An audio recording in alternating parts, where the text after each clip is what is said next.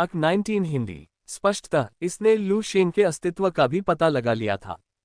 एक चौथे स्तर का शीर्षस्थ ब्रह्मांडीय प्राणी। इसकी आभा बहुत मजबूत है, लेकिन मुझे आश्चर्य है कि इसकी ताकत का माप क्या होगा। लू शेंग शांति से स्टारलाइट विशालकाय मगरमच्छ की ओर बढ़ा, लेकिन उसके शरीर में तुरंत एक हल्की रोशनी कौंध गई।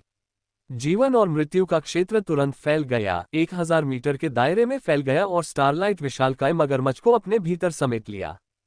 जीवन और मृत्यु तकनीक को पूर्णता तक बढ़ाने के बाद लू शेंग ने जीवन और मृत्यु तकनीक के पूर्ण स्तर से एक विशेष क्षमता भी समझ ली। इसे कहा गया था जीवन और मृत्यु का गहन प्रकाश। जीवन और मृत्यु के गहन प्रकाश का कार्य कुछ हद तक जीवन और मृत्यु के क्षेत्र जैसा ही था। हालांकि पहला निष्क्रिय है, जबकि दूसरे को लू शेंग द्वारा सक्रिय रूप से मुक्त किया जाना आवश्यक है। जीवन और मृत्यु के क्षेत्र की सीमा को धुंधले जीवन और मृत्यु के गहन प्रकाश ने ढक लिया था, और स्टारलाइट विशालकाय मगरमच्छ का शरीर भी धुंधले रहस्यमय प्रकाश की एक परत में लिपटा हुआ था। ज़ज़ज़, ये किसी तपती हुई लोहे की प्लेट पर तेल टपकने की आवाज जैसा था। स्टारलाइट जैसे विशालकाय मगरमच्छ का शरीर जीवन और मृत्यु के लोक और जीवन और मृत्यु के गहन प्रकाश को छूते ही जंग लगने लगा। शरीर तुरंत क्षीण होने लगा। दहाड़ दहाड़ दहाड़। दर्द के कारण मगरमच्छ बार बार दहाड़ रहा था, लेकिन इससे पहले कि वह कुछ कर पाता, जीवन और मृत्यु के क्षेत्र के साथ साथ उस धुंधले रहस्यमय प्रकाश ने मगरमच्छ के सारे मांस और रक्त को नष्ट कर दिया था। एक दयनीय चीख के साथ स्टारलाइट विशालकाय मगरमच्छ लू शेंग की ओर झपटा, उसे काटने के इरादे से। लेकिन उसके करीब पहुंचने से पहले ही दो सहक्रियात्मक शक्तियों के प्रभाव में उसका मांस और खून पिघल चुका था। इसमें जो शक्तिशाली जीवन शक्ति थी, वह भी निकाली गई और लू शेंग के शरीर में प्रवाहित कर दी गई। अंततः स्टारलाइट विशालकाय मगरमच्छ का शरीर सूखी हड्डियों के ढेर में बदल गया, जो ब्रह्मांड में बहता रहा। क्या ये पहले ही मर चुका है? लू शेंग ने अपनी भौं को थोड़ा ऊपर उठाया। उसे उम्मीद नहीं थी कि चौथे स्तर का एक शीर्षस्थ ब्रह्मांडीय प्राणी उसके हाथों में केवल कुछ सांसें ही झेल पाएगा। हालांकि स्टारलाइट विशालकाय मगरमच्छ की सूखी हड्डियों को देखकर लू शेंग को एक परिचित अनुभूति हुई। स्टारलाइट विशालकाय मगरमच्छ का शरीर उस ब्रह्मांडीय प्राणी से काफी मिलता जुलता है जो प्राचीन मंदिर के तारे में परिवर्तित हो गया था। क्या ये हो सकता है? स्टारलाइट विशालकाय मगरमच्छ की सूखी हड्डियों को देखते हुए लू शेंग ने स्पष्ट रूप से अनुमान लगाया। भाई यांग झेन्युन ने एक बार उल्लेख किया था कि अमर तकनीक जीवन और मृत्यु तकनीक और अमर तकनीक ग्रह स्तरीय साधना तकनीकों तक आगे बढ़ सकती हैं। अब स्टारलाइट विशालकाय मगरमच्छ के कंकाल को प्राचीन मंदिर तारा जानवर के कंकाल के समान देखते हुए, क्या ये हो सकता है कि प्राचीन मंदिर तारा पर 7 स्तरीय प्राणी एक उन्नत ग्रह स्तरीय साधना तकनीक द्वारा मारा गया था? लू शेंग ने अपनी भौहें थोड़ी ऊपर उठाईं, फिर अपना सिर हिलाया। लेकिन 7वें स्तर और ग्रह स्तर की साधना तकनीकें अभी भी मेरे लिए बहुत दूर हैं। अभी किंगटियन पर निर्भर हुए बिना भी मैं आसानी से चौथे स्तर के सर्वोच्च ब्रह्मांडीय प्राणी का वध कर सकता हूँ। 5वें स्तर से नीचे जब तक कोई पारलौकिक व्यक्ति न हो जिसने ग्रह स्तर की साधना तकनीक में भी निपुणता प्राप्त कर ली हो और जिसका मानसिक क्षेत्र मेरे स्तर का हो, तब तक अन्य सभी पारलौकिक व्यक्ति मेरे सामने कुछ भी नहीं है। लू शेंग वर्तमान दृश्य से काफी संतुष्ट होकर मंद मंद मुस्कुराया। फिर लू शेंग ने जीवन मृत्यु के क्षेत्र और जीवन मृत्यु के गहन प्रकाश को दूर कर दिया और किंगटियन लौटने का इरादा किया। हालांकि उसने पाया कि स्टारलाइट विशालकाय मगरमच्छ से प्राप्त जीवन शक्ति उसके स्वर्ण शरीर और अमर तकनीक में वापस आ गई थी। हालांकि यह वृद्धि बहुत ज्यादा नहीं थी, फिर भी लू शेंग ने इसे देखा। यहां तक कि उनके सामने एक उपशीर्षक भी प्रदर्शित हुआ, अमर तकनीक प्रगति जोड़ 5। क्या ऐसा हो सकता है कि जीवन और मृत्यु के क्षेत्र और जीवन और मृत्यु के गहन प्रकाश द्वारा निकाली गई जीवन शक्ति अमर तकनीक और स्वर्ण शरीर को बढ़ाती है? इससे पहले लू शेंग ने पीली रेत वाले जानवर की जीवन शक्ति भी निकाली थी, लेकिन चूंकि पीली रेत वाला जानवर डेथली साइलेंस क्यूई से संघनित एक विशेष प्राणी था, इसलिए इसकी जीवन शक्ति बेहद कमजोर थी, जिससे ये लू शेंग के लिए अदृश्य हो गया था। लेकिन स्टारलाइट विशालकाय मगरमच्छ के भीतर की ऊर्जा असाधारण रूप से शक्तिशाली थी। सिर्फ एक स्टारलाइट विशालकाय मगरमच्छ की जीवन शक्ति ने वास्तव में मेरी अमर तकनीक की प्रगति को 5 अंकों तक बढ़ा दिया। ये वृद्धि वाकई आश्चर्यजनक है। इस दर पर क्या मैं उनमें से 20 को मारकर अमर तकनीक को तीसरे स्तर तक नहीं बढ़ा सकता? भले ही अमर तकनीक के स्तर बढ़ने के साथ विकास कम हो जाए, केवल लगातार चौथे स्तर के ब्रह्मांडीय प्राणियों को मारकर मैं संभवतः लगभग 300 चौथे स्तर के ब्रह्मांडीय प्राणियों के साथ अमर तकनीक को पूर्ण कर सकता हूँ। इसके अतिरिक्त प्राणशक्ति का निष्कर्षण न केवल अमर तकनीक को बढ़ाता है, बल्कि मेरी साधना प्रगति को भी प्रभावी ढंग से बढ़ाता है। जीवन शक्ति निकालने से प्राप्त प्रतिक्रिया का आनंद लेते हुए लू शेंग की आंखें चमक उठीं। ऐसा लगता है मुझे अमर तकनीक और मेरी साधना की प्रगति को तेजी से बढ़ाने का एक तरीका मिल गया है। इस एहसास के साथ लू शेंग ने और समय बर्बाद नहीं किया। वह मुड़ा और किंगटियन लौट आया, जीवन गुटों के नेटवर्क से जुड़ गया और सीधे कार्य पुनर्प्राप्ति पृष्ठ पर पहुंच गया ताकि चौथे स्तर के शीर्ष जीवों की हत्या से जुड़े कार्यों की तुरंत खोज कर सके। उपलब्ध कार्यों को स्कैन करते हुए लू शेंग ने तुरंत चौथे स्तर के शीर्ष प्राणियों की हत्या से संबंधित 1 दर्जन कार्य स्वीकार कर लिए। मिशन केंद्र द्वारा भेजे गए निर्देशांकों का अनुसरण करते हुए उन्होंने विशालकाय दिव्य सैनिक को उड़ाया और सीधे गंतव्य की ओर रवाना हो गए। 1 महीने बाद मैग्मा से भरे एक ग्रह पर लू शेंग हवा में खड़ा था। जीवन और मृत्यु का क्षेत्र फैला रहा था। इस क्षण जीवन और मृत्यु का गहन प्रकाश भी जीवन और मृत्यु के क्षेत्र को घेरे हुए था। लू शेंग के पैरों के नीचे मैग्मा के भीतर से आग में नहाया हुआ एक शेर तुरंत बाहर निकला और बहरा कर देने वाली दहाड़ने लगा। लेकिन इससे पहले कि शेर लू शेंग के करीब पहुंच पाता, जीवन और मृत्यु का क्षेत्र जीवन और मृत्यु के गहन प्रकाश के साथ मिलकर शेर पर गिर चुका था। एक पल में शेर का शरीर नंगी आंखों से दिखाई देने वाली गति से मुरझा गया और उसकी जीवन शक्ति सीधे लू शेंग के शरीर में प्रवाहित हो गई। अमर तकनीक प्रगति जोड़ 5, खेती प्रगति जोड़ 1। लू शेंग की आंखों में एक के बाद एक उपशीर्षक प्रकट हुए और उसी क्षण उसके शरीर में विशाल जीवन शक्ति पूरी तरह से परिष्कृत हो गई। ओह, चौथे स्तर के ब्रह्मांडीय प्राणी को मारने का अंतिम कार्य पूरा हो गया है। लू शेंग ने अशुद्ध हवा की एक लंबी सांस छोड़ी। तभी एक विचार के साथ सिस्टम पैनल स्वतः ही प्रकट हो गया। क्षेत्र स्वर्ण शरीर 69/100। अमर तकनीक 9510 स्तर 2। जीवन और मृत्यु तकनीक मैक्स। मानसिक क्षेत्र का डोमेन 3110 स्तर 3। अमर तकनीक 5110 स्तर 3। मेरे स्वर्ण शरीर के लिए प्राणशक्ति निकालने के कारण साधना प्रगति शीघ्र ही 70 तक पहुंच जाएगी।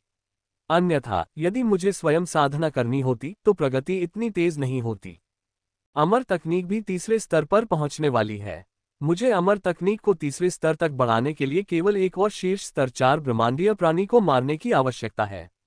तब तक शायद तीसरे स्तर की अमर तकनीक और अधिकतम जीवन और मृत्यु तकनीक के साथ मैं अपनी साधना प्रगति को 70 तक बढ़ा सकता हूं। यह महीना काफी फलदायी रहा है। लू शेंग ने मुस्कुराते हुए आकाश स्तंभ के अंदर प्रवेश किया। वह अपनी अमर तकनीक को तीसरे स्तर तक उन्नत करने के लिए चौथे स्तर के एक ब्रह्मांडीय प्राणी को मारने का एक और कार्य स्वीकार करने के लिए तैयार था। हालांकि जब उन्होंने कार्य केंद्र पर क्लिक किया और शीर्ष स्तर 4 ब्रह्मांडीय प्राणियों से संबंधित कार्यों की खोज की तो वे ये देखकर दंग रह गए। ये कार्य खत्म हो गए। लू शेंग ने खाली कार्य केंद्र को देखा और चुप हो गया। बिना किसी खतरे के अपनी ताकत को तेजी से बढ़ाने का रास्ता खोजना कठिन था, लेकिन आधे रास्ते में या आधे से भी कम दूरी पर रास्ता गायब हो गया। यद्यपि शीर्ष स्तर 4 ब्रह्मांडीय प्राणी कार्य समाप्त हो चुके हैं, फिर भी अंतिम, मध्य या यहां तक कि प्रारंभिक स्तर 4 प्राणियों के लिए कई कार्य अभी भी मौजूद हैं, लेकिन ये कार्य निश्चित रूप से आसान हैं, लेकिन प्रगति बहुत धीमी है। यहां तक कि अंतिम स्तर के चौथे ब्रह्मांडीय प्राणियों के साथ भी मुझे एक शीर्ष स्तर के चौथे ब्रह्मांडीय प्राणी से मिलने वाली वृद्धि के बराबर पहुंचने के लिए कई प्राणियों को मारना होगा। लू शेंग ने कार्य केंद्र में शिकार कार्यों को देखते हुए अपना सिर हिलाया। ये तो थोड़ा सिरदर्द है। लू शेंग ने अपनी कनपटियां रगड़ी और शुरुआती कार्यों पर नजर डाली। काफी देर तक विचार करने के बाद उसने शुरुआती कार्य केंद्र को बंद कर दिया और मध्यवर्ती कार्य केंद्र खोल दिया। मध्यवर्ती कार्य जीवन गुटों के टियर 5 के छात्रों या टियर 5 के बराबर ताकत वाले छात्रों के लिए है। मेरी वर्तमान स्थिति में विशालकाय दिव्य सैनिक का उपयोग किए बिना भी मुझे टियर 5 से नीचे अजेय माना जा सकता है। अगर मैं विशालकाय दिव्य सैनिक का उपयोग करता हूं, तो मैं मध्य स्तर टियर 5 के बराबर युद्ध शक्ति भी प्राप्त कर सकता हूं। लू शेंग की आंखों में एक हल्की सी रोशनी चमक उठी। उन दिनों में डू बाय टियर 4 के शिखर पर पहुंचने के बाद विशालकाय दिव्य सैनिक को उड़ाकर टियर 5 के मध्य चरण की युद्ध शक्ति को बमुश्किल ही प्रकट कर पाता था। लेकिन लू शेंग पहले ही डू बाय से आगे निकल चुका था। लाइव फैक्शंस में मध्य चरण टियर 5 की लड़ाकू शक्ति छात्रों के बीच मजबूत मानी जाती है। शायद अब मध्यवर्ती कार्यों को आजमाने का समय आ गया है। जब तक मेरा सामना कुछ विशेष ब्रह्मांडीय जातियों से नहीं होता, जैसे कि सीनियर भाई भाई का सामना अंतरिक्ष आत्मा जाति से हुआ, तब तक जोखिम बहुत अधिक नहीं होना चाहिए। लू शेंग ने मन ही मन सोचा, फिर मध्यवर्ती कार्य केंद्र की ओर देखा। शुरुआती कार्य केंद्र की तुलना में मध्यवर्ती कार्य केंद्र में कम कार्य थे और प्रत्येक कार्य के साथ सावधानी बरतने की सलाह दी जाती है, शब्द तय किया गया था। लू शेंग ने कई मध्यवर्ती कार्यों को देखा और जल्द ही एक कार्य ने उनका ध्यान आकर्षित किया। मध्यवर्ती कार्य, पृथ्वी ड्रैगन स्टार का समर्थन करें। कार्य सूचना, पृथ्वी ड्रैगन स्टार पर शून्य कीट जाति का आक्रमण हो रहा है। कई छात्रों को शून्य कीटों का सफाया करने के लिए भेजा गया है, लेकिन अप्रत्याशित रूप से पृथ्वी ड्रैगन स्टार पर एक पांचवां ब्रह्मांडीय जीवन रूप हाइव टायरेंट उभर आया है। रक्षा पंक्ति टूटने के कगार पर है और मिशन पर गए छात्रों को जान का खतरा है। कार्य आवश्यकता, 5वीं श्रेणी की शक्ति। 5वीं श्रेणी के ब्रह्मांडीय जीवन रूप हाइव तानाशाह को मार डालो। कार्य पुरस्कार, 3000 क्रेडिट। पृथ्वी ड्रैगन स्टार, शून्य कीट जाति। कार्य विवरण पढ़ते समय लू शेंग अपनी भौहें उठाए बिना नहीं रह सका। पृथ्वी ड्रैगन तारा मानव संघ की अग्रिम पंक्ति में स्थित एक छोटा ग्रह है, जो तियानकी तारे से भी कमतर है। लगातार अग्रिम पंक्ति के युद्धों ने इसके विकास में बाधा डाली है, जिससे शक्तिशाली पारलौकिक प्राणियों का जन्म होना मुश्किल हो गया है। शून्य कीट जाति ब्रह्मांड में एक अत्यंत विचित्र ब्रह्मांडीय जाति है। इस जाति में सभी जीवित और जैविक प्राणियों को निगलने की एक विकृत इच्छा होती है। किसी ग्रह को निगलने के बाद वे उसे अपने झुंड के लिए हैचरी में बदल देते हैं। ये स्पष्ट है कि पृथ्वी ड्रैगन स्टार को शून्य कीट जाति द्वारा निशाना बनाया गया है और यह एक हैचरी में तब्दील हो रहा है। इस जाति में एक ही चेतना होती है जिसे हाइव माइंड के नाम से जाना जाता है। सभी शून्य कीट हाइव माइंड का पालन करते हैं, लेकिन उनकी संख्या बहुत अधिक होने के कारण हाइव माइंड उन सभी को नियंत्रित नहीं कर सकता, इसलिए सेरेब्रम नोड्स की आवश्यकता होती है। और ये सेरेब्रम नोड हाइव टायरेंट है। शून्य कीट जाति में हाइव तानाशाह हाइव माइंड के बाद दूसरे स्थान पर है और शून्य कीटों के एक हिस्से का प्रबंधन करता है। जब तक हाइव तानाशाह का सफाया हो जाता है, तब तक शेष शून्य कीटों से निपटना आसान हो जाएगा। लू शेंग ने अपनी ठुड्डी रगड़ते हुए धीरे से खुद से बात की। जहां तक कीट जाति का प्रश्न है, उनकी संख्या बहुत बड़ी है, जो सीमित आक्रमण विधियों वाले पारलौकिक लोगों के लिए परेशानी का सबब है।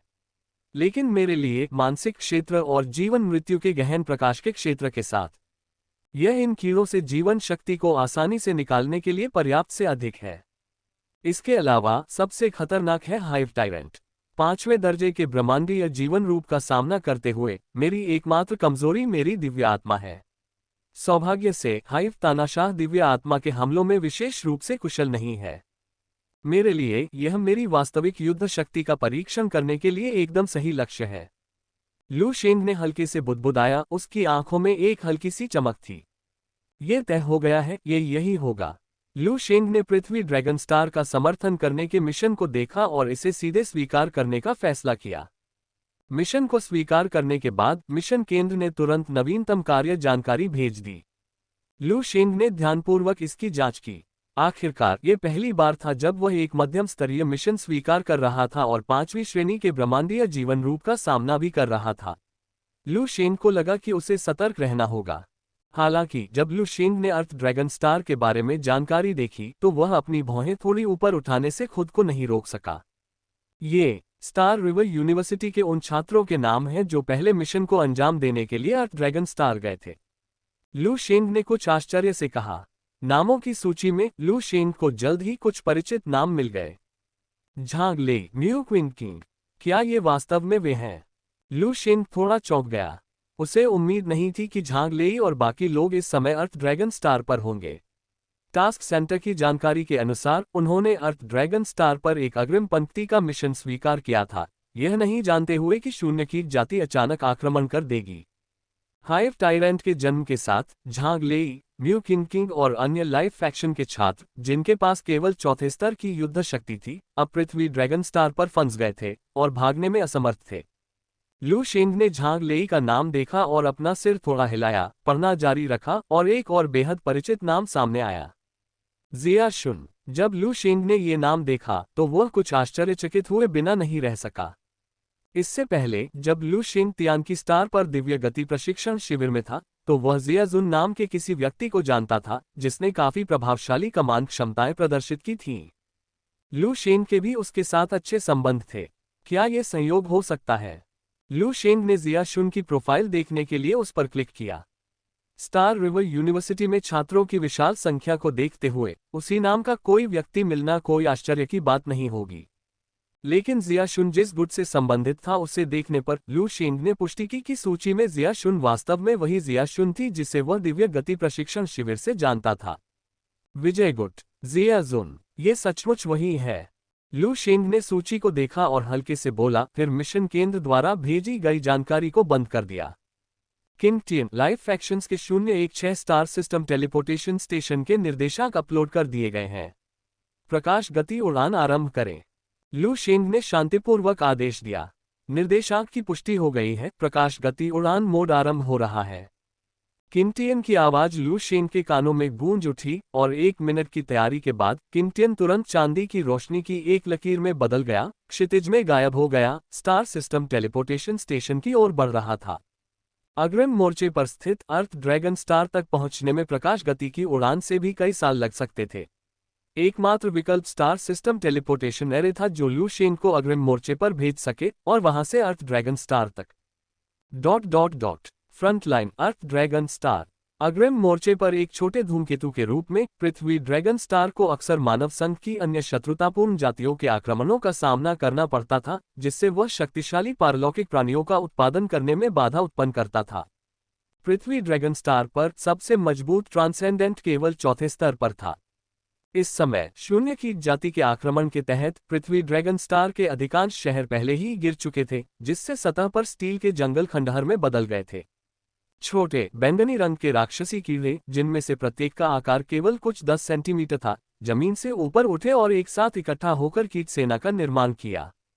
दूर से देखने पर यह बैंगनी बाढ़ जैसा लग रहा था। स्वर्ग और पृथ्वी के बीच तीखी आवाजें गूंजने लगीं और इन ध्वनियों को सुनकर सभी शून्य की जाति के सदस्य पृथ्वी ड्रैगन स्टार पर एक विशिष्ट दिशा की ओर झुंड में आ गए। उस दिशा के अंत में एक भारी इस्पात का शहर खड़ा था, जो भूमि से ऊंचा उठ रहा था। लेकिन शहर की दीवारें पहले से ही भयानक दरारों से भरी हुई थीं और ऐसा लग रहा था कि वे विनाश के कगार पर हैं। दीवारों पर विभिन्न आकृतियां खड़ी थीं, जिनमें से प्रत्येक से एक शक्तिशाली आभा निकल रही थी, यद्यपि उनके हाव भाव गंभीर लग रहे थे। हाइव ने पहले ही पृथ्वी ड्रैगन स्टार पर शेष 6 अस्तित्व ठिकानों को निगल लिया है, अब केवल हमारा 7वां अस्तित्व बेस बचा है। एक गहरी आवाज गूंजी, जो एक मध्यम आयु वर्ग के व्यक्ति की थी, जिसकी एक ही आंख थी, उसका शरीर पूरी तरह से स्टील से बना था, एक मैकेनिकल ट्रांसफॉर्मर। यह व्यक्ति पृथ्वी ड्रैगन स्टार के 7वें उत्तरजीविता बेस का नेता भी था और वहां का एकमात्र दिवंगत चौथे स्तर का ट्रांसेंडेंट हुआंग तियानहुआन था। हुआंग तियानहुआन के बगल में झांग लेई, म्यू किंग और अन्य अनुभवी छात्र खड़े थे, जिन्होंने पहले लू शेंग के साथ स्वर्ग पहुंचने वाले वाइनकीट मिशन को पूरा किया था। सभी थके हुए दिख रहे थे। विजय गुट से जिया जुन भी उनमें से एक था, लेकिन उनकी ऊर्जा समाप्त हो चुकी थी, मानो उन्होंने अभी अभी एक भयंकर युद्ध सहा हो। शून्य की जाति ने अन्य उत्तरजीविता ठिकानों को नष्ट कर दिया है और अब हमारा 7वां उत्तरजीविता अड्डा लक्ष्य बना रही है। अभी तक कोई 5वीं कक्षा का ट्रांसेंडेंट नहीं भेजा है। झांग लेई का चेहरा बेहद उदास था और वह धीमी आवाज में बोल रहा था। जैसे ही उसने बोलना खत्म किया, वहां एक गहरा सन्नाटा छा गया। किसी ने उसके सवाल का जवाब नहीं दिया।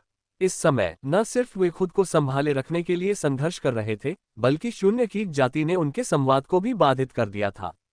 वे बाहर तक नहीं पहुंच सके और बाहर भी उन तक नहीं पहुंच सका। शुरू में तो ये साफ तौर पर एक प्रारंभिक मिशन था। 5वीं कक्षा का हाइव टाइरेंट क्यों उभरेगा? अरे, स्कूल के खुफिया विभाग आखिर कर क्या रहे हैं? झांग लेई ने शहर की दीवार पर मुक्का मारा और दांत पीसते हुए कहा, अभी इस बारे में बात करने का समय नहीं है। हमें अभी इस बात पर ध्यान केंद्रित करने की जरूरत है कि शून्य की जाति के आगामी आक्रमण के बावजूद कैसे टिके रहें, जब तक कि स्कूल हमारी मदद के लिए 5वीं कक्षा का एक ट्रांसेंडेंट न भेज दे। यही सबसे महत्वपूर्ण बात है। जिया जुन, जो पूरे रास्ते चुप रही थी, अचानक बोल पड़ी, रुको, हम कैसे टिके रहेंगे? वह 5वीं कक्षा का प्राणी है। हमारा सबसे शक्तिशाली नगर स्वामी हुआंग भी अभी 4थी कक्षा के अंत में ही है। हाइव तानाशाह के सामने हमारे पास कोई मौका नहीं है। झांग लेई ने बिना किसी हिचकिचाहट के जिया जुन को बीच में ही टोक दिया। उसकी आवाज तीखी थी।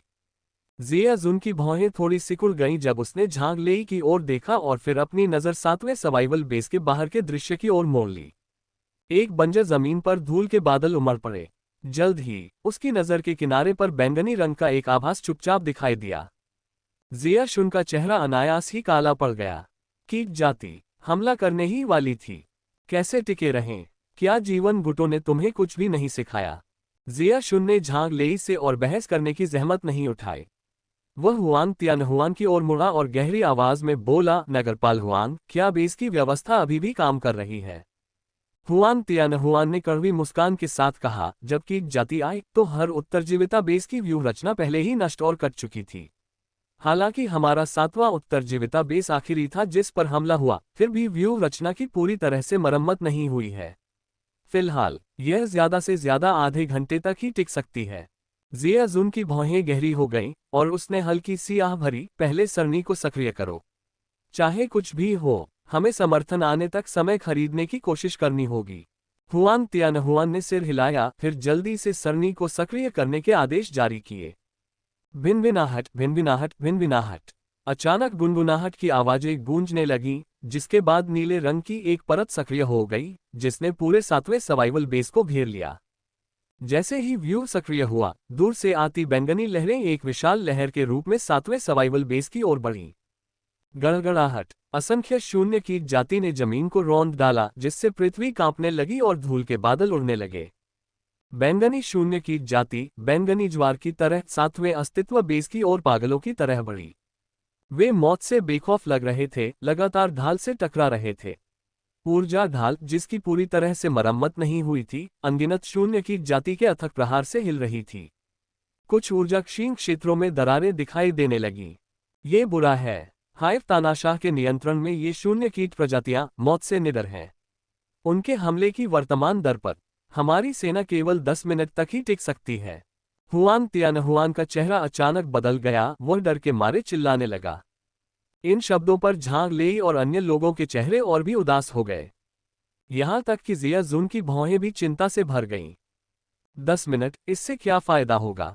क्या हम सचमुच कीटों के ज्वार में दब जाएंगे? म्यू किनकिन का नाजुक शरीर थोड़ा कांप उठा, उसके चेहरे पर मौत जैसा पीलापन दिखाई देने लगा। बाहरी दुनिया से संपर्क करने में असमर्थ तथा सहायता मिशन प्राप्त होने से अनभिज्ञ, अब यह सरणी केवल 10 मिनट तक ही टिक सकती थी। एक बार जब इस समूह की ऊर्जा समाप्त हो जाती है तो इस ज्वार जैसे झुंड में चौथी श्रेणी के पारलौकिक लोग भी अधिक समय तक टिक नहीं पाते। शहर की दीवार से निराशा की भावना फैल गई, जिसने 7वें जीवन रक्षा बेस के भीतर के सामान्य मनुष्यों को भी प्रभावित किया। ये खत्म हो गया है। पृथ्वी ड्रैगन स्टार पूरी तरह से खत्म हो गया है। हम सब मरने वाले हैं, ये कीड़े हम सबको खा जाएंगे। कुछ आम लोग अपने घरों में दुबके हुए थे, अपने बच्चों को गले लगाए हुए थे, उनके शरीर अनियंत्रित रूप से कांप रहे थे और निराशा के आंसू बह रहे थे। कुछ लोग पागलों की तरह चिल्लाते हुए सड़कों पर उतर आए। मैं मरना नहीं चाहता, जल्दी करो, ढाल खोलो, मुझे बाहर निकालो, मुझे बाहर निकालो। मैं मरना नहीं चाहता, कृपया मुझे बचा लो, मैं सचमुच मरना नहीं चाहता। शहर की दीवार पर चौथे दर्जे के पारलौकिक लोग पहले से ही निराशा में थे, और आम लोग और भी असहाय थे और अधिक निराशा महसूस कर रहे थे। एक क्षण के लिए पूरा 7वां सर्वाइवल बेस निराशा की चीखों से गूंज उठा। आवाजें शहर की दीवार तक पहुंची, जिससे झांग लेई और बाकी लोग और भी उदास हो गए। शून्य कीट जाति को आग पर पतंगों की तरह ढाल पर पागलों की तरह हमला करते देखकर और धीरे धीरे मंद होती जा रही सेना की चमक देखकर उनके मन में निराशा छा गई। सब खत्म हो गया। झांग लेई जमीन पर बैठ गया। चौथी कक्षा का पारलौकिक होने के बावजूद उस समय उसमें विरोध करने की जरा भी इच्छा नहीं थी। सघन शून्य कीट जाति किसी भी चतुर्थ श्रेणी के पारलौकिक को भय से कांपने के लिए पर्याप्त थी, यहां तक कि हाइव तानाशाह के प्रकट हुए बिना भी। शहर की दीवार पर खड़े होकर जिया शुन ने अपनी मुठ्ठियां भींची और खोली, कई बार गहरी सांसें ली, जब तक कि उसकी आंखों में धीरे धीरे दृढ़ संकल्प दिखाई नहीं देने लगा। कॉन्क्वेस्ट फैक्शन के छात्र होने के नाते भले ही हम मर जाएं, हम आम लोगों को अपने सामने मरने नहीं देंगे। ये हमारे कॉन्क्वेस्ट फैक्शन का गौरव है। जिया शुन ने धीमी आवाज में चिल्लाया और उसके बगल में बैठे दोनों छात्र जो कॉन्क्वेस्ट फैक्शन से थे थोड़ा कांप उठे। फिर दृढ़ता से उनके हाव भाव जिया शुन के हाव भाव से मिलते जुलते थे। ये सही है, मृत्यु में भी हम आम लोगों को अपने सामने मरने नहीं दे सकते। पारलौकिक होने के नाते हम अपने अस्तित्व के लिए अनगिनत आम लोगों के सहयोग के ऋणी हैं। विजयी गुटों का विश्वास हमारे हाथों नष्ट नहीं होना चाहिए। दोनों ने धीमी आवाज में चिल्लाते हुए जिया शुन के सामने खड़े होकर उस क्षण की प्रतीक्षा की जब ढाल नष्ट हो जाएगी, बिना किसी हिचकिचाहट के कार्य करने के लिए तैयार। उस क्षण भी वे बिना पीछे हटे आगे बढ़ते, जैसे पतंगे आग की ओर बढ़ते हैं। धमाका, दहाड़े लगातार गूंज रही थीं। समय बीतता जा रहा था और हर गुजरते पल के साथ उनके दिल निराशा से और भी ज्यादा दबते जा रहे थे। अनगिनत बचे हुए लोग पहले ही मौत के लिए तैयार हो चुके थे। यहां तक कि झांग लेई और अन्य लोगों ने भी शहर की दीवार पर बैठकर अंत का इंतजार करने का फैसला किया। जिया शुन और उसके दो साथी कार्रवाई के लिए तैयार थे। उस क्षण की प्रतीक्षा कर रहा हूं जब ढाल टूट जाएगी। जीवन और मृत्यु का क्षेत्र खुला। अनगिनत गड़गड़ाहट की आवाजों के बीच अचानक एक धीमी आवाज उभरी। उस आवाज के साथ ही आसमान में अचानक एक चांदी जैसी आकृति प्रकट हुई। एक भयानक आभा छा गई। भिन्न भिन्नाओं, विशाल आकाश और पृथ्वी में एक निरंतर गुनगुनाहट गूंज उठी और चांदी की आकृति से काले और सफेद धाराओं की लहरें फैल गईं, जो तुरंत 10,000 मीटर की सीमा को कवर कर गईं। सिजल, जिस क्षण काली और सफेद धाराएं फैलीं, संपर्क में आने वाली सभी शून्य कीट जातियां सिकुड़ गईं, मानो उनका जीवन समाप्त हो गया हो, वे आकाश से गिर रही हों। टकरा जाना, बैंगनी मूसलाधार बारिश की तरह वे भारी मात्रा में गिरे। एक क्षण में 7वें जीवन रक्षा बेस के चारों ओर 10,000 मीटर का दायरा उस बैंगनी जल प्रलय में शून्य कीट जाति से रहित शून्य बन गया। ये है जिया जुन और उसके साथी शहर की दीवार पर खड़े होकर आकाश में अचानक प्रकट हुए सिल्वर मेचा को घूर रहे थे। तुरंत ही उनके चेहरे पर खुशी छा गई। सुदृढ़ीकरण आ गया है। 5वीं श्रेणी के शक्तिशाली सैनिक आ गए हैं। जिया शुन जोर से चिल्लाया, उसका चेहरा उत्साह से लाल हो गया था। हालांकि उसने खुद को मौत के लिए तैयार कर लिया था, फिर भी उसके सामने उम्मीद का नजारा उसे बेकाबू कर रहा था। सुदृढ़ीकरण। झांग लेई और अन्य लोगों ने भी जिया जुन की आवाज सुनकर धीरे से ऊपर देखा और अविश्वसनीय रूप से परिचित सिल्वर मेचा को देखा। ये है। परिचित सिल्वर मेचा सामने आ गया, जिससे झांग लेई और अन्य लोग पूरी तरह से चकित रह गए।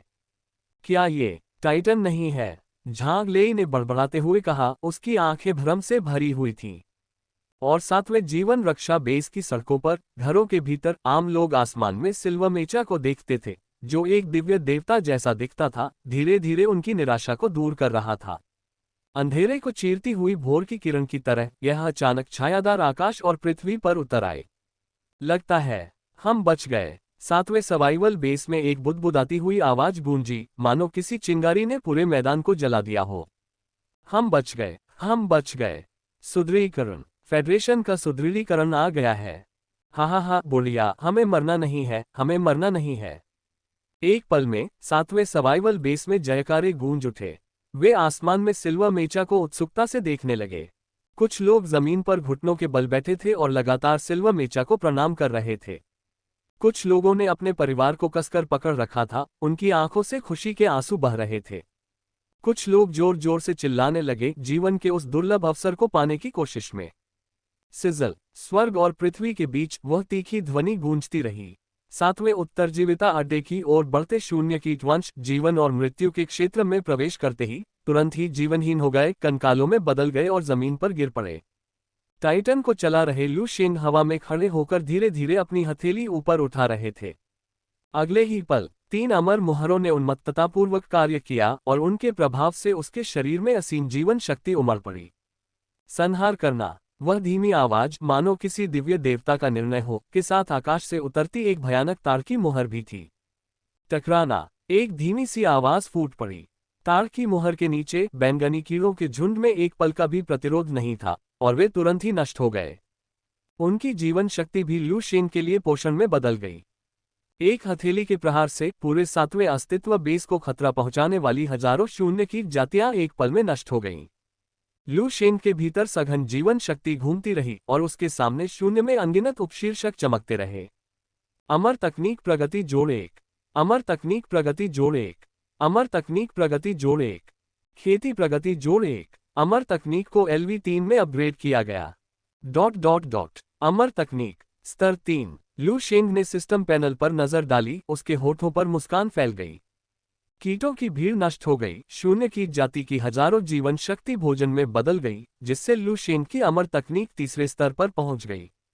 ये कार्य पूरा करने के बाद लू शेंग ने शहर की दीवार पर जिया जुन और अन्य लोगों की ओर देखा और हल्के से मुस्कुराते हुए उसने टाइटन को 7वें जीवन रक्षा बेस की शहर की दीवार पर उतरने के लिए नियंत्रित किया।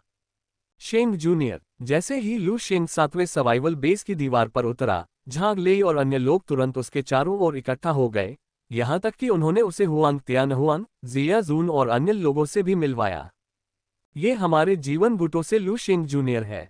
मुझे उम्मीद नहीं थी कि इस बार सहायता मिशन लू शेंग जूनियर ही संभालेगा। वास्तव में जब से सीनियर भाई डू ने उसे विशालकाय दिव्य सैनिक उपहार में दिया है, लू शेंग जूनियर और भी अधिक शक्तिशाली हो गया है। झांग लेई ने दिल खोलकर हंसते हुए कहा कि लू शेंग के साथ उनके संबंध बहुत अच्छे हैं। म्यू किन की कुछ अजीब लग रही थी और उसके आसपास के कई अन्य वरिष्ठ छात्र भी कुछ अजीब लग रहे थे। हालांकि लू शेंग ने झांग लेई की बातें बिल्कुल नहीं सुनी, उसकी नजर जिया जुन पर पड़ी। जिया जुन, बहुत समय हो गया मिलते हुए। इस परिचित आवाज को सुनकर जिया जुन, जो पहले से ही झांग लेई के परिचय से लू शेंग नाम को पहचान रही थी, अभी भी थोड़ा हैरान हुई, लेकिन लू शेंग की आवाज सुनकर जिया जुन के चेहरे पर भी उत्साहपूर्ण भाव दिखाई दिए। क्या ये सचमुच तुम हो, बड़े भाई लू? किंगटियन का दरवाजा धीरे धीरे खुला और लू शेंग की आकृति दिखाई दी। लू शेंग को अपने सामने देखकर जिया शुन और भी ज्यादा उत्साहित हो गया। हाल ही में आप कैसे रहे हैं? लू शेंग ने मुस्कुराते हुए पूछा। जिया जुन भी थोड़ा मुस्कुराए और सीधे दीवार पर लू शेंग के साथ बातचीत करने लगी। उनके बगल में खड़े झांग लेई को थोड़ा अजीब लगा कि लू शेंग ने उसे नजरअंदाज कर दिया था। वह परेशान होना चाहता था, लेकिन लू शेंग ने अभी अभी जो भयानक शक्ति दिखाई थी, उसे याद करके लू शेंग ने हजारों कीड़ों के झुंडों का आसानी से सामना किया था। इतनी जबरदस्त ताकत उसे कुछ ही सेकंड में मार सकती थी। परिणामस्वरूप झांग लेई केवल अजीब तरह से एक तरफ खड़े रह सके और गुस्से में बोलने की हिम्मत नहीं जुटा पाए। लू शेंग ने जिया शुन के साथ बातचीत करते हुए उसे पता चला कि जिया शुन स्टार रिवर यूनिवर्सिटी में प्रवेश करने के बाद विजय गुट में शामिल हो गई थी। स्टार रिवर यूनिवर्सिटी में कॉन्क्वेस्ट फैक्शंस कमान में विशेषज्ञ हैं और अग्रिम पंक्ति के बहुत करीब हैं। लू शेंग को जिया शुन के चयन पर आश्चर्य नहीं हुआ, क्योंकि सेलेस्टियल स्पीड ट्रेनिंग कैंप में उनके कार्यकाल के दौरान ही उनकी कमान संभालने की प्रतिभा स्पष्ट हो चुकी थी। अब विजय गुटों में शामिल होना एक ऐसा स्थान था जहां जिया जुन अपने लाभ को अधिकतम कर सकता था। थोड़ी देर की बातचीत के बाद लू शेंग ने अचानक दूर 7वें सर्वाइवल बेस की ओर देखा। तुरंत ही उसके होठों पर मुस्कान आ गई। लगता है ये तानाशाह गुस्से में है।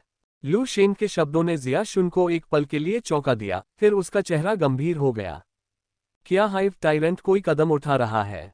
एक पल के लिए, चाहे वह हुआंग तियानहुआन हो या झांग लेई और अन्य, उनके चेहरे अनायास ही थोड़ा बदल गए, जिससे डर का आभास हुआ। ऐसा शायद इसलिए है क्योंकि मैंने अभी अभी हजारों शून्य कीट प्रजातियों को मार डाला है और इससे हाइव तानाशाह नाराज हो गया है। 7वें जीवन रक्षा बेस से 300 किलोमीटर दूर शून्य कीट जाति के और अधिक सदस्य आ रहे हैं। लू शेंग ने शांति से कहा। अपने जीवन और मृत्यु के क्षेत्र को तीसरे स्तर तक बढ़ाने के बाद लू शेंग की धारणा अत्यंत प्रचंड हो गई थी, चौथे स्तर के पारलौकिक लोगों से कहीं आगे। धत्तेरी की। जिया जुन ने अपनी मुठियां भींच ली, उसका चेहरा परेशान दिख रहा था। जवाब में लू शेंग ने थोड़ा मुस्कुराते हुए कहा, तुम होशियार हो। क्या तुम्हारे पास हाइव तानाशाह को बाहर निकालने की कोई योजना है? मैं उसे संभाल लूंगा। जिया जुन लू शेंग को देखकर अचंभित रह गई। तुम हाइव तानाशाह से अकेले लड़ने की योजना बना रहे हो? वह एक टियर 5 कॉस्मिक लाइफ फॉर्म है। भले ही लू शेंग ने हजारों शून्य कीट जाति के सैनिकों को सबके सामने आसानी से मार डाला था, फिर भी उनके और हाइव तानाशाह के बीच का अंतर अभी भी काफी था। लू शेंग ने कंधे उचकाए और मुस्कुराया, एक कोशिश के लायक है ना? लू शेंग की ओर देखते हुए जिया जुन अचानक मुस्कुराई, तो फिर चलो एक कोशिश करते हैं। इस पल जिया शुन को ऐसा लग रहा था जैसे वह आकाशीय गति प्रशिक्षण शिविर में वापस आ गया हो, अंतरिक्ष भूत युद्ध का अनुकरण कर रहा हो। उस दिन उसे लू शेंग पर भी अटूट विश्वास था, बिल्कुल आज की तरह। हाइव टायरेंट शून्य कीट जाति का एक नोड होने के कारण आमतौर पर आसानी से प्रकट नहीं होता है, केवल उन शून्य कीट जाति के सदस्यों को जीवन शक्ति से समृद्ध स्थानों पर हमला करने के लिए नियंत्रित करता है। इस प्रकार हाइव टायरेंट प्रबल जीवन शक्ति वाली चीजों का प्रतिरोध नहीं कर सकता। अगर हम हाइव टायरेंट को उसकी इच्छानुसार जीवन से भरपूर कोई चीज दे सकें तो हम उसे लुभाकर बाहर निकाल सकते हैं। जिया जुन का दिमाग तेजी से काम करने लगा और उसने हाइव टायरेंट को आकर्षित करने का तरीका सोच लिया। लेकिन ऐसा प्रतीत होता है कि हमारे पास ऐसा कोई खजाना नहीं है जो प्रबल जीवन शक्ति प्रदान करता हो। जिया जुन ने कुछ हिचकिचाहट के साथ बात की। एक खजाना जिसमें प्रबल जीवन शक्ति हो, इस बारे में क्या? लू शेंग थोड़ा मुस्कुराया और पीछे झुक गया, फिर सीधे किंगटियन में प्रवेश किया। अगले ही क्षण किंगटियन आकाश में ऊपर उठ गया, सातवें उत्तरजीविता बेस के ऊपर खड़ा हो गया और अमर तकनीक का तीसरा स्तर तुरंत फट गया। लू शेंग के शरीर से एक शक्तिशाली जीवन शक्ति फूट पड़ी। पूर्ण स्तर की जीवन और मृत्यु तकनीक एक ही समय में संचालित होती है, जो असीम मृत्यु क्यूई को जीवन शक्ति में परिवर्तित करती है। लू शेंग के शरीर से लगातार एक विशाल जीवन शक्ति निकल रही थी, जो किंगटियन से गुजरने के बाद 10 गुना से अधिक बढ़ गई थी। कोई यह भी कह सकता है कि वहां खड़ा लू शेंग अनंत जीवन शक्ति का स्रोत था।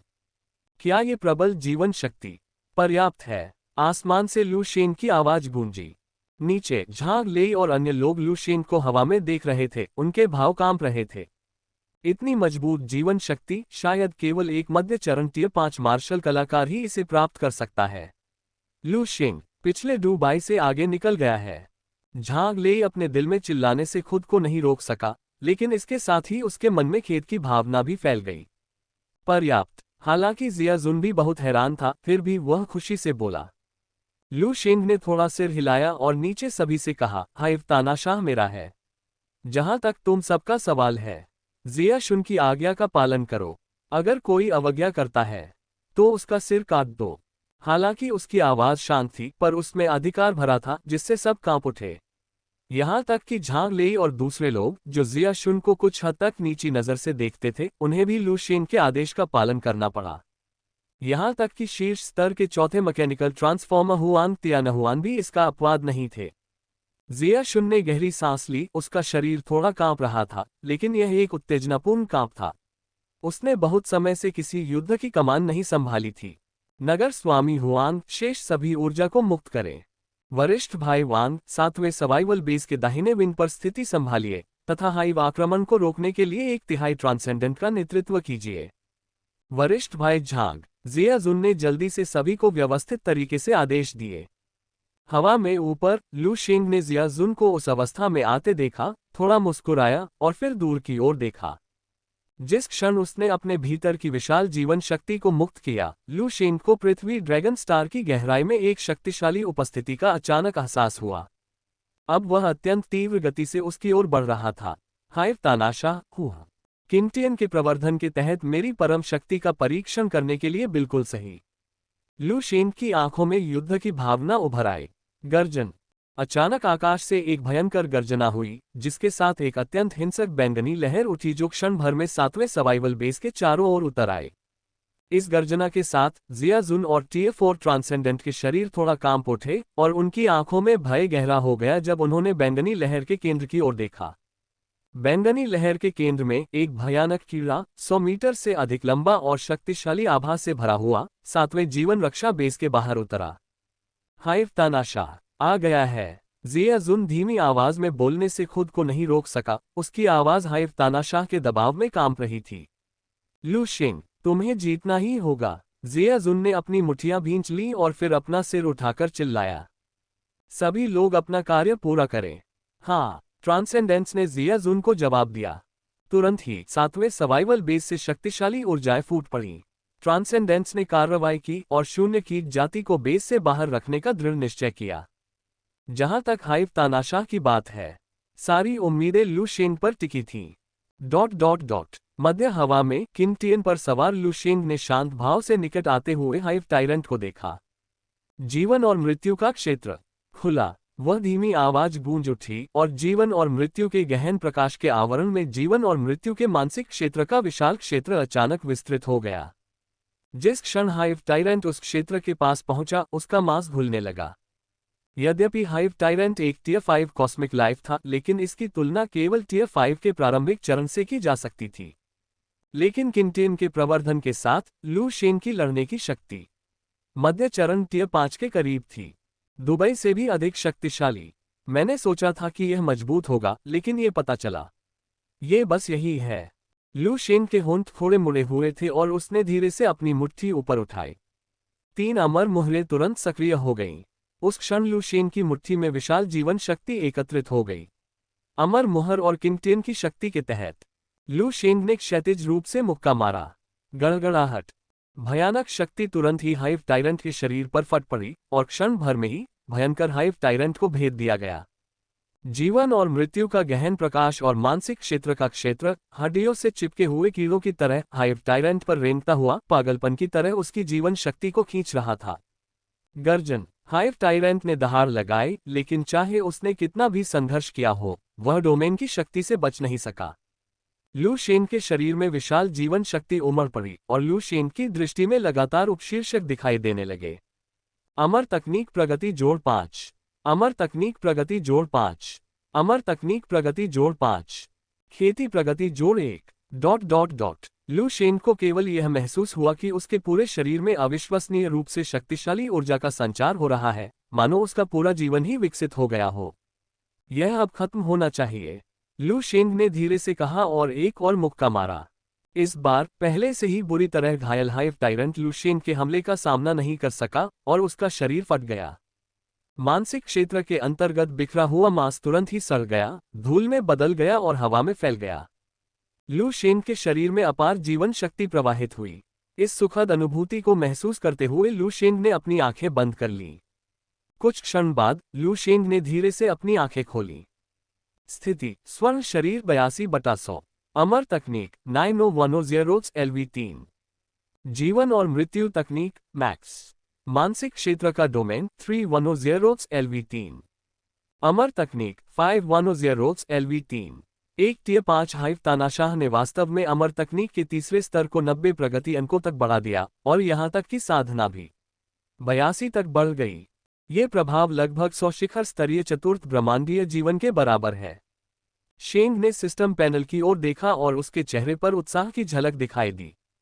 इसके अलावा, हालांकि हाइव तानाशाह मर चुका है, पृथ्वी ड्रैगन स्टार पर अभी भी कई शून्य कीट जातियां हैं। अगर मैं इन शून्य कीट जातियों को खत्म कर दूं, तो मैं अमर तकनीक को चौथे स्तर तक बढ़ा पाऊंगा। लू शेन की आंखों में एक हल्की सी रोशनी चमक उठी जब उसने 7वें अस्तित्व बेस के बाहर शून्य कीट जातियों के घने समूह को देखा। इस समय जिया जुन और अन्य लोग अभी भी आसपास की शून्य कीट जातियों का विरोध करने के लिए संघर्ष कर रहे थे। अचानक वे शून्य कीट जातियां, जो निर्भयतापूर्वक अस्तित्व के आधार पर आक्रमण कर रही थीं, अचानक रुक गईं और फिर अनियमित रूप से कार्य करने लगीं, जैसे मशीनें गड़बड़ा गई हों। ये शून्य कीट जातियां अव्यवस्था में बिखरने लगीं तथा अपनी ही प्रजाति के साथ साथ जिया जुन और अन्य पर भी अंधाधुंध हमला करने लगीं। शून्य कीट जाति अराजकता में है। ये है। जिया जुन ने ये दृश्य देखा, मानो उसे कुछ एहसास हो रहा हो, और उसने हवा में लू शेन की ओर तेजी से देखा। इस समय 100 मीटर लंबा हाइव टायरेंट पहले ही धूल में बदल चुका था और स्वर्ग और पृथ्वी के बीच बिखर चुका था। हालांकि जिया जुन को लू शेन पर बहुत भरोसा था, लेकिन जब उसने ये दृश्य अपनी आंखों से देखा तो वह अपने दिल में भावनाओं की लहरें महसूस करने से खुद को नहीं रोक सका। हाइव तानाशाह लू शेन द्वारा मारा गया, जिया जुन अनियंत्रित होकर बोली। बाकी ट्रांसेंडेंट उसकी आवाज सुनकर दंग रह गए। उन्होंने लू शेन की ओर देखने के लिए अपना सिर उठाया। थोड़ी देर की खामोशी के बाद उस समय इन पारलौकिक लोगों के मुख से जयकारे फूट पड़े। हम जीत गए। हाइव तानाशाह मर चुका है। लू शेन ने सचमुच हाइव तानाशाह को मार डाला। हम बच गए। हा हा हा हा। हालांकि जयकार ने झांग ली और अन्य लोगों की जटिल अभिव्यक्तियों को और भी अधिक ध्यान देने योग्य बना दिया। लू शेन वास्तव में टियर 5 कॉस्मिक जीवन को मार सकता है। झांग ले अपनी मुठियां भींचने से खुद को नहीं रोक सका, उसे गहरा अफसोस हुआ। इस क्षण हवा में तैरते लू शेन ने एक पल के लिए भी विराम नहीं लिया। उसने सीधा प्रहार किया, मानसिक क्षेत्र के क्षेत्र को उन्मुक्त कर दिया और अराजक शून्य कीट जातियों का वध कर दिया। उन्होंने उनकी जीवन शक्ति को अवशोषित कर लिया और उसे अपने शरीर में इंजेक्ट कर लिया। एक अगरबत्ती को जलने में जितना समय लगता है, उससे पहले ही हाइव तानाशाह के नेतृत्व वाली शून्य कीट जातियां लू शेन के क्षेत्र के अंतर्गत पूरी तरह से साफ हो चुकी थीं। अमर तकनीक की प्रगति फिर से बढ़ गई है, लेकिन यह अभी भी स्तर 4 से थोड़ा पीछे है। लू शेंग ने सिस्टम पैनल पर नजर डाली, फिर 7वें सर्वाइवल बेस पर जिया जुन से कहा, आप सभी को 7वें सर्वाइवल बेस की रक्षा करनी चाहिए और बेस के अंदर आम नागरिकों की रक्षा करनी चाहिए। बोलने के बाद लू शेंग ने किंगटियन को अपने नियंत्रण में ले लिया और तुरंत उनकी दृष्टि से गायब हो गया। लू शेंग को अभी भी पृथ्वी ड्रैगन स्टार पर शून्य कीट जातियों को पूरी तरह से नष्ट करने की आवश्यकता थी। पहला, सहायता मिशन को पूरा करना। दूसरा, अपनी अमर तकनीक को बढ़ाना। बहुत जल्द ही 3 दिन बीत गए। किंगटियन के प्रवर्धन के साथ लू शेंग की धारणा 10 गुना से भी ज्यादा बढ़ गई। हालांकि पृथ्वी ड्रैगन स्टार पर आक्रमणकारी शून्य कीट जातियों का सफाया करने में अभी भी 3 दिन लग गए। लू शेंग हवा में खड़ा होकर अपने सामने मंद मंद चमकते सिस्टम पैनल को देख रहा था। क्षेत्र स्वर्ण शरीर 87/100। अमर तकनीक 510 LV4। जीवन और मृत्यु तकनीक मैक्स। मानसिक क्षेत्र का डोमेन 310 LV3। अमर तकनीक 510 LV3। अमर तकनीक चौथे स्तर पर है। साधना प्रगति। चौथे स्तर के शिखर तक पहुंचने के लिए बस 3 अंक और। इस दर पर जब तक मैं 1 और 5वीं श्रेणी के ब्रह्मांडीय प्राणी को मार डालता हूं, मैं अपनी साधना को चौथी श्रेणी के शिखर तक ले जा सकता हूं। तब तक किंगटियन के प्रवर्धन के साथ मैं निस्संदेह शीर्ष 100 में स्थान सुरक्षित कर लूंगा। लू शेंग ने सिस्टम पैनल की ओर देखा और उसे उत्साह का अनुभव हुआ। इसके अलावा प्रतियोगिता से पहले अभी भी कुछ समय है। भले ही मैं किसी 5वें स्तर के ब्रह्मांडीय प्राणी को न मारूं, मैं चौथे स्तर की अमर तकनीक और पूर्णता स्तर की जीवन और मृत्यु तकनीक पर भरोसा करके अपनी साधना को चौथे स्तर के शिखर तक पहुंचा सकता हूं। लू शेंग मुस्कुराया, फिर किंगटियन को नियंत्रित किया और 7वें उत्तरजीविता बेस पर लौट आया। 7वें सर्वाइवल बेस पर 3 दिनों की मरम्मत के बाद अंततः जीवन के कुछ संकेत दिखाई दिए। लू शेंग की वापसी से 7वें सर्वाइवल बेस के लोगों में खुशी की लहर दौड़ गई, लेकिन वह ज्यादा देर तक नहीं रुका। जिया शुन को अलविदा कहने के बाद उसने अपना मिशन पूरा किया और अर्थ ड्रैगन स्टार छोड़ दिया। 7वें सर्वाइवल बेस की शहर की दीवारों पर झांग लेई, म्यू किंग और अन्य लोग लू शेंग को बढ़ती हुई जटिल अभिव्यक्तियों के साथ जाते हुए देख रहे थे। शायद वरिष्ठ भाई डू बाई सही थे। हम इतने अदूरदर्शी थे। म्यू किंग ने लू शेंग की आकृति को क्षितिज में लुप्त होते देखा और वहां भरने से खुद को नहीं रोक सकी। लू शेंग की प्रतिभा के साथ हमारे जीवन गुटों के पास 100 साल में एक और टियर 6 पावरहाउस हो सकता है। म्यू किंग के शब्दों का जवाब केवल एक मार्मिक मौन से मिला। ... लू शेंग की आकृति अग्रिम पंक्ति की केंद्रीय प्रणाली के स्टार सिस्टम टेलीपोर्टेशन स्टेशन पर प्रकट हुई। टेलीपोर्टेशन स्टेशन पर खड़े होकर लू शेंग की नजर मध्यवर्ती मिशन केंद्र के पैनल पर पड़ी। मेरी वर्तमान शक्ति के साथ जब तक कि मैं दिव्य आत्मा वध में कुशल ब्रह्मांडीय प्राणियों का सामना नहीं करता, तब तक मध्य स्तर के टियर 5 ब्रह्मांडीय प्राणी भी कोई खतरा नहीं पैदा करते। लेकिन सबसे अच्छे लक्ष्य अभी भी शून्य कीट जातियां हैं। शून्य कीट जातियां केवल शारीरिक शक्ति में ही श्रेष्ठ हैं, उनके आक्रमण के तरीके सरल हैं और उनकी जीवन शक्ति उससे भी अधिक प्रबल है। मेरा मानसिक क्षेत्र और जीवन मृत्यु का गहन प्रकाश उनका शत्रु है।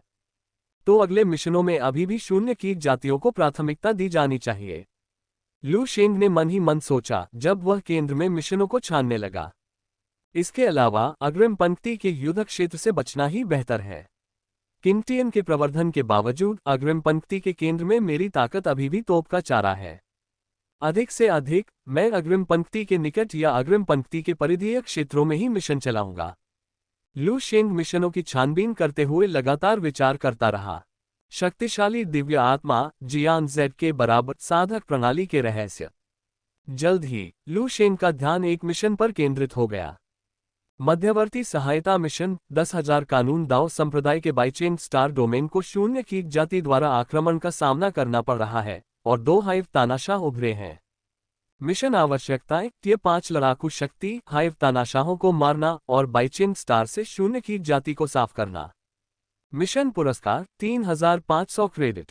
मिशन ब्रीफिंग को देखते हुए लू शेंग ने अपनी भौं को थोड़ा ऊपर उठाया।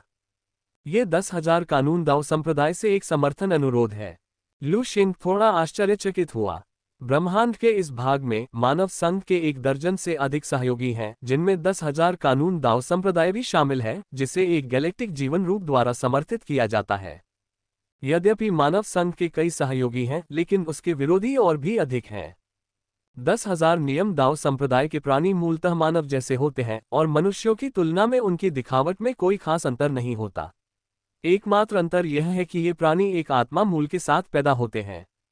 ये आत्मा मूल 10,000 कानून दाव संप्रदाय की साधना प्रथाओं के लिए मौलिक है। इस वजह से 10,000 कानून दाव संप्रदाय के प्राणी अक्सर खुद को दिव्य प्राणी के रूप में संदर्भित करते हैं। बाइचेन स्टार 10,000 कानून दाव संप्रदाय के तहत 10,000 तलवार संप्रदाय के क्षेत्र में होना चाहिए, है ना? जैसे ही लू शेंग ने मिशन का विवरण पढ़ा, उसके दिमाग में 10,000 कानून दाव संप्रदाय के बारे में जानकारी उभरी। यद्यपि इसे एक संप्रदाय कहा जाता है, लेकिन 10,000 कानून दाव संप्रदाय वास्तव में कई छोटे संप्रदायों का एक बड़ा गठबंधन है। इस संबंध में ये कुछ हद तक स्टार रिवर यूनिवर्सिटी के समान है। अंतर यह है कि उत्तरार्ध विभिन्न शैक्षणिक गुटों से मिलकर बना है जो आकाशगंगा के भीतर एक विश्वविद्यालय प्रणाली बनाते हैं। दूसरी ओर पूर्व में संबद्ध संप्रदाय शामिल हैं। 10,000 तलवार संप्रदाय 10,000 कानून दाव संप्रदाय के अंतर्गत आने वाले अनेक संप्रदायों में से एक है। 10,000 कानून दाव संप्रदाय के संप्रदायों में 10,000 तलवार संप्रदाय को ताकत में मध्यम स्तर का माना जाता है। इसकी स्थिति स्टार रिवर यूनिवर्सिटी के लाइफ फैक्शंस के बराबर है, जिसमें टियर 7 यूनाइटेड कल्टीवेटर इसके संरक्षक के रूप में है। यद्यपि 10,000 कानून दाव संप्रदाय और मानव संघ सहयोगी हैं, लेकिन उनका संबंध सतही स्तर के सामंजस्य तक ही सीमित है। दोनों पक्ष अभी भी एक दूसरे का शोषण करते हैं। जब हितों के लिए प्रतिस्पर्धा की बात आती है तो दोनों के बीच टकराव कम नहीं है।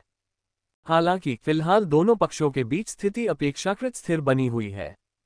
एक क्षण विचार करने के बाद लू शेंग ने मिशन स्वीकार कर लिया। इसके तुरंत बाद लाइफ फैक्शंस ने निर्देशांक भेजे।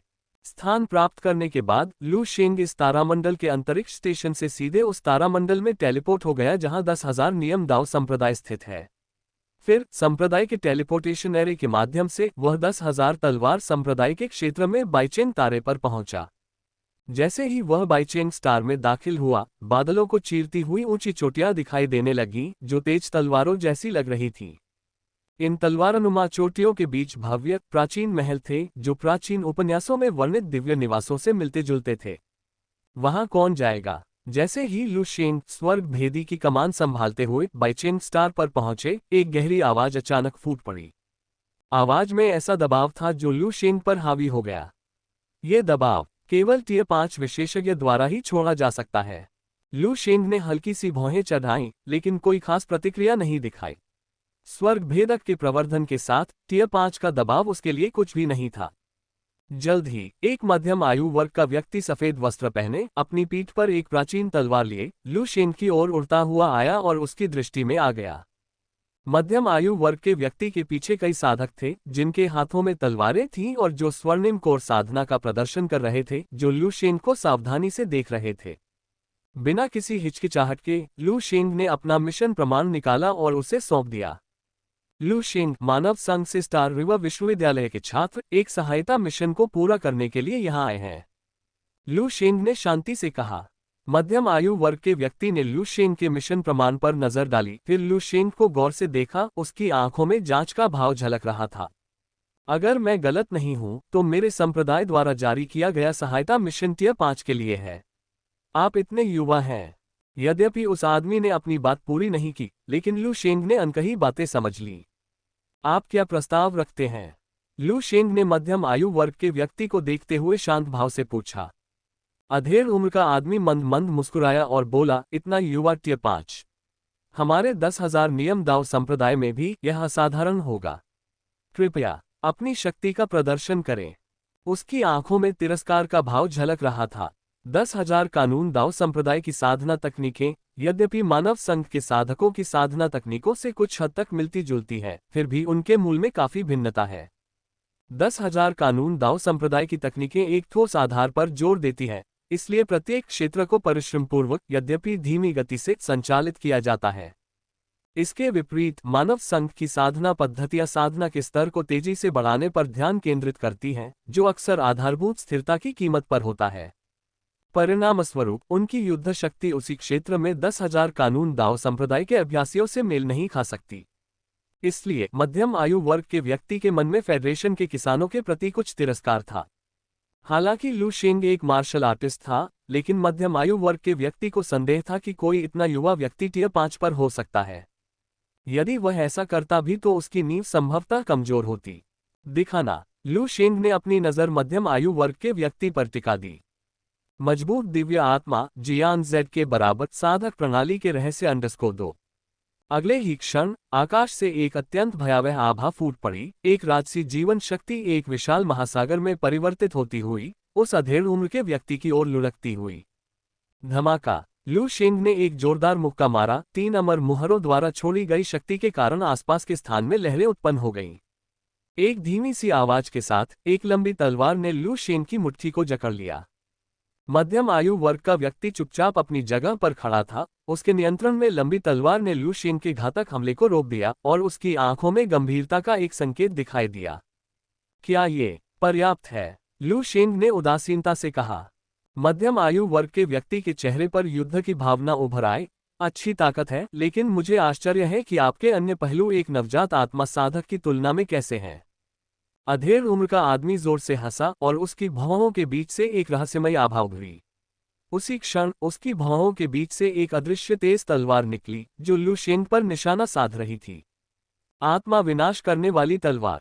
वरिष्ठ भाई झेंग आत्मा विनाशक तलवार का उपयोग कर रहे हैं, एक दिव्य आत्मा नाशक चाल जिसका केवल मध्य अवस्था वाले नवजात आत्मा साधक ही विरोध कर सकते हैं। उसके पीछे 10,000 तलवार संप्रदाय के शिष्य चिल्लाए बिना नहीं रह सके। दिव्य आत्मा। आत्मा विनाशक तलवार को अपने ऊपर चलाते देख लू शेंग के दिल में एक चेतावनी की घंटी बज उठी। उसे एहसास हुआ कि वह तो आखिरकार एक मध्य अवस्था वाला चतुर्थ श्रेणी का स्वर्ण शरीर मात्र था। उसकी दिव्य आत्मा चतुर्थ श्रेणी के पारलौकिक आत्मा से मेल नहीं खा सकती थी। हालांकि लू शेंग ने यह भी देखा कि प्रतिद्वंद्वी ने पूरी ताकत नहीं लगाई थी, वह केवल जांच कर रहा था और किसी भी समय पीछे हटने के लिए तैयार था। हालांकि लू शेंग ने विरोध करना चाहा, लेकिन आत्मा विनाशक तलवार बहुत तेज थी और तुरंत उसके दिमाग में घुस गई। लू शेंग का दिल थोड़ा डूब गया, लेकिन जल्द ही उसके चेहरे पर आश्चर्य की झलक दिखाई दी। इस आत्मा विनाशक तलवार की शक्ति इतनी कमजोर क्यों है? लू शेंग ने अजीब भाव से कहा। वास्तव में अदृश्य आत्मा विनाशक तलवार ने लू शेंग की चेतना के सागर में केवल लहरें पैदा की, इससे अधिक कुछ नहीं। क्या ये प्रतिद्वंद्वी की तकनीक है जो बहुत कमजोर है, या मेरी दिव्य आत्मा टियर 5 के स्तर तक पहुंच गई है? लू शेंग कुछ उलझन में था, लेकिन एक पल सोचने के बाद उसे समझ आ गया। क्या ये तीसरे स्तर के जीवन और मृत्यु क्षेत्र के कारण है? लू शेंग की भौहें थोड़ी सी उठ गईं। एक मार्शल आर्टिस्ट अपनी दिव्य आत्मा को या तो दिव्य आत्मा के खजाने पर भरोसा करके मानसिक क्षेत्र को समझकर या मानसिक क्षेत्र के क्षेत्र को समझकर मजबूत करता है। लू शेंग के तीसरे स्तर के जीवन और मृत्यु क्षेत्र ने उसकी दिव्य आत्मा को भयानक वृद्धि प्रदान की। आकाश से चौतरफा प्रवर्धन के साथ लू शेंग की दिव्य आत्मा मध्य चरण टियर 5 ट्रांसेंडेंट से अलग नहीं थी। तो मेरी दिव्य आत्मा पहले से ही इतनी मजबूत हो गई है। वरिष्ठ भाई डुबाई को मूलतः दिव्य आत्मा की क्षति इसलिए हुई क्योंकि उनकी मानसिक क्षेत्र की समझ बहुत कमजोर थी। अगर उन्होंने मानसिक क्षेत्र के क्षेत्र को भी समझ लिया होता तो ऐसा नहीं होता। ये समझकर लू शेंग ने शांति से मध्यम आयु वर्ग के व्यक्ति को देखा। मध्यम आयु वर्ग के व्यक्ति की आंखों में अब आश्चर्य की झलक थी। उसने उम्मीद नहीं की थी कि लू शेंग बिना किसी समस्या के उसकी आत्मा विनाशक तलवार का सामना कर लेगा। आपकी ताकत प्रभावशाली है। मध्यम आयु वर्ग का व्यक्ति थोड़ा मुस्कुराया। मैं 10,000 तलवार संप्रदाय का झेंग शी युआन हूं, एक तलवार चलाने वाला। हालांकि झेंग शी युआन के शब्दों के सामने लू शेंग केवल उदासीनता से मुस्कुराया। एक टियर 5 विशेषज्ञ का सामना करना दुर्लभ है, अब रुकना असंतोषजनक लगता है। चूंकि प्रतिद्वंद्वी उसे परखना चाहता था, इसलिए लू शेंग ने भी खुद को परखने का फैसला किया। वरिष्ठ भाई झेंग, क्या आप इस लड़ाई को जारी रखना चाहेंगे? बिना कुछ कहे असीम जीवन शक्ति एक बार फिर फूट पड़ी और झेंग शी युआन की ओर बढ़ने लगी। हा, लाओ। लू शेंग का रुख देखकर झेंग शी युआन की आंखों में युद्ध का जुनून उमड़ आया। वह जोर से हंसा और अपनी तेज तलवार को लू शेंग पर तानने के लिए नियंत्रित किया। गड़गड़ाहट। 2 टियर 5 सेनानियों के बीच लड़ाई ने तुरंत ऊर्जा के तूफान को जन्म दिया, जिससे आसपास के स्थान में हलचल मच गई। निकटवर्ती 10,000 तलवार संप्रदाय के अनुयायी दबाव का सामना नहीं कर सके और मीलों दूर चले गए। फिर भी उनकी आंखें सदमे से भरी थीं। वरिष्ठ भाई झेंग हमारे 10,000 तलवार संप्रदाय में शीर्ष 100 तलवारधारियों में से एक है और यह मानव संघ का आदमी वास्तव में उनसे बराबरी से लड़ सकता है। हाँ, यह आदमी भयानक है। बिल्कुल, 10,000 तलवार संप्रदाय में सभी मध्य अवस्था नवजात आत्मा तलवार धारकों में से वरिष्ठ भाई झेंग शीर्ष में से एक है, फिर भी यह आदमी उससे बराबरी से लड़ सकता है। ऐसा लगता है कि इस बार हम उन दो हाइव तानाशाहों को आसानी से हल कर सकते हैं। 10,000 तलवार संप्रदाय के शिष्यों ने लू शेंग को नए सम्मान के साथ देखा। एक अगरबत्ती के जलने में लगने वाले समय के बाद आकाश में ऊर्जा धीरे धीरे शांत हो गई और झेंग शी युआन और लू शेंग धीरे धीरे एक पर्वत शिखर पर उतर गए। भाई लू की ताकत इतनी जबरदस्त है, ऐसा लगता है कि उन दो हाइव तानाशाहों के पास हमारी संयुक्त सेना के सामने बचने का कोई रास्ता नहीं है। झेंग शी युआन जोर से हंसा। इससे पहले वह लू शेंग को नीची नजर से देखते थे और सोचते थे कि वह टियर 5 फाइटर बनने के लिए बहुत छोटा है। लेकिन द्वंद्व युद्ध के बाद झेंग शी युआन ने अपना मन बदल दिया। लू शेंग उसका मुकाबला था। इसके अलावा इस तरह की युवा उपस्थिति ने झेंग शी युआन को लू शेंग की और भी अधिक सराहना करने के लिए प्रेरित किया। वरिष्ठ भाई झेंग भी बुरे नहीं हैं। लू शेंग हल्के से मुस्कुराया, उसकी आंखों में हल्की सी उत्तेजना झलक रही थी। झेंग शी युआन को मध्य स्तर के 5वें स्तर के शीर्ष पारलौकिक लोगों में से एक माना जा सकता है। आकाश की सहायता से उससे मुकाबला करना लू शेंग की लगभग सीमा थी।